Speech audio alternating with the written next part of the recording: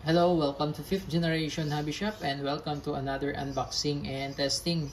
Shoutout natin especially si Sir Ricky. Sir, welcome to 5th generation Hobby Shop. So ngayon meron lang tayong quick review, unboxing ng isang unit. So this is the, as you can see, this is the CCA Shadow 2 with the blue grip.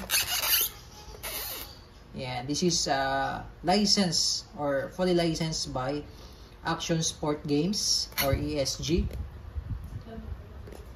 Ayan, KG Works brand po. KG Works brand, okay? So this is the, again, this is this CC Shadow 2 with a blue grip, full metal. Ayan, so buksan na natin.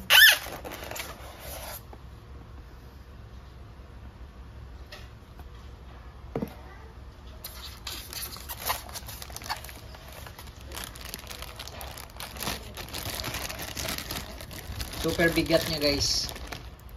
Okay. Ayan.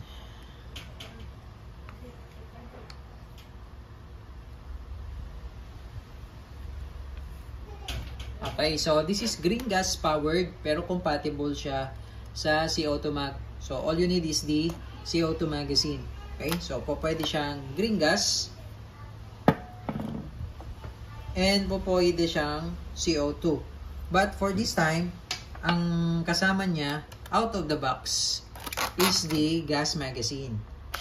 Ayan, yung kasama. This is 26 rounder, 26 plus 1 gas magazine. But also compatible to a CO2 magazine. Kailangan lang natin ng CO2 magazine. Sa ngayon po, wala pa tayong available na stock ng CO2 mag. Pero compatible siya both CO2 magazine and gas magazine or green gas magazine. Okay, so itong unit natin is a caliber 6mm or 5.95mm airsoft BBs. And we're using the 0.23 grams, 4,000 shots. It also comes with free 4,000 shots na plastic ball. Also, this one is also compatible to steel ball. Pwede rin siyang balahan ng steel ball, bolitas. As long as wag nyo lang siyang dadalasan na gamitin yung steel ball. Okay, so bibigyan ko kayo sir ng ilang pirasong steel ball for testing lang po, no? Basta wag lang pong madalas na gamitin ang steel ball dahil hindi siya naka-design for steel ball, pero pwede siya sa steel ball. Okay, yung haba po ng barrel niya is 110mm. Tapos yung weight niya, yung bigat niya nasa 2.7 pounds. Yung overall, yung haba nung yung barrel is about 220mm. Ayan, this is semi-automatic po. Semi-automatic gas blowback airsoft pistol. Ayan.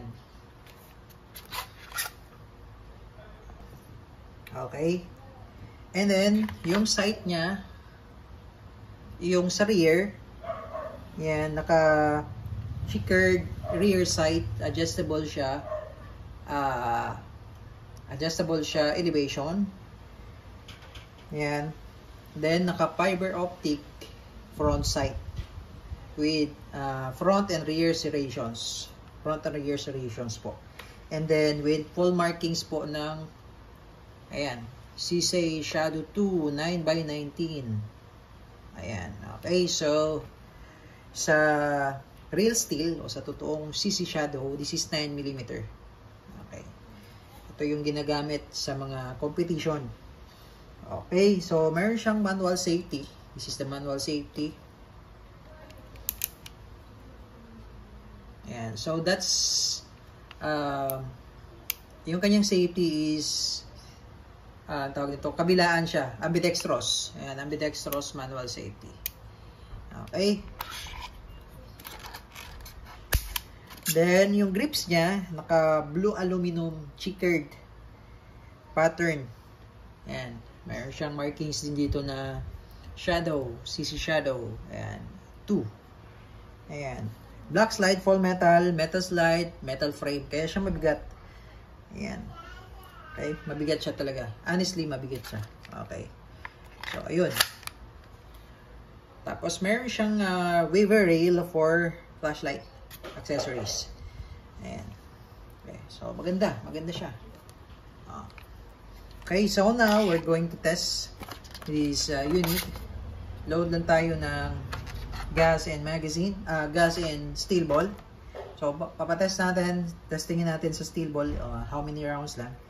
Maybe 3 to 4 shots ng steel ball, and then we're going to use the plastic ball also. Pwede natin i-test din natin yung plastic ball. So now we're going to load steel ball 4 shots.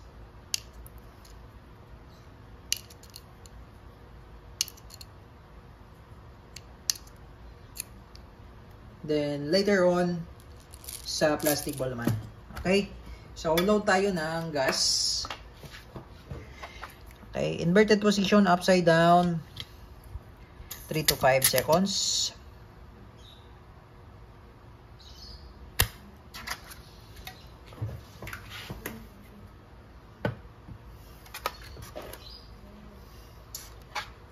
Okay, and then load.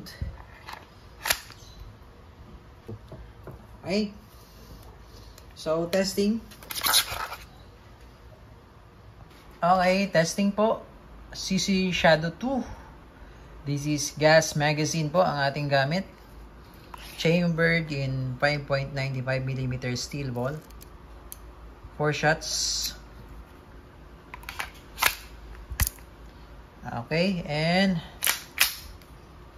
firing.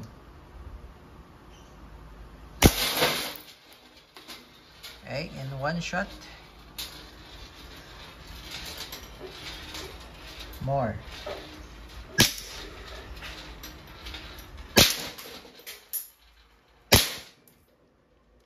Okay. So, nag-open slide na siya. Now, wala na siyang bala. Ngayon, maglo-load po tayo ng plastic ball.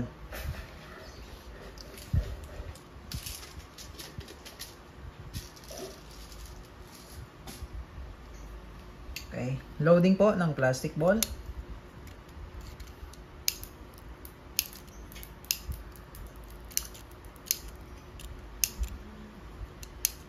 Okay, 9 shots.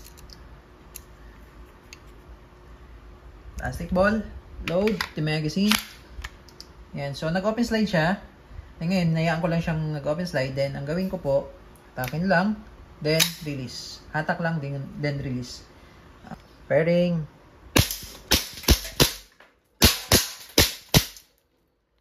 Okay, so open slide, just release the magazine.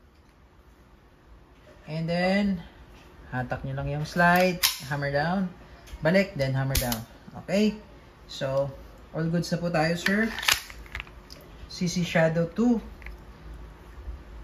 green gas powered fall metal.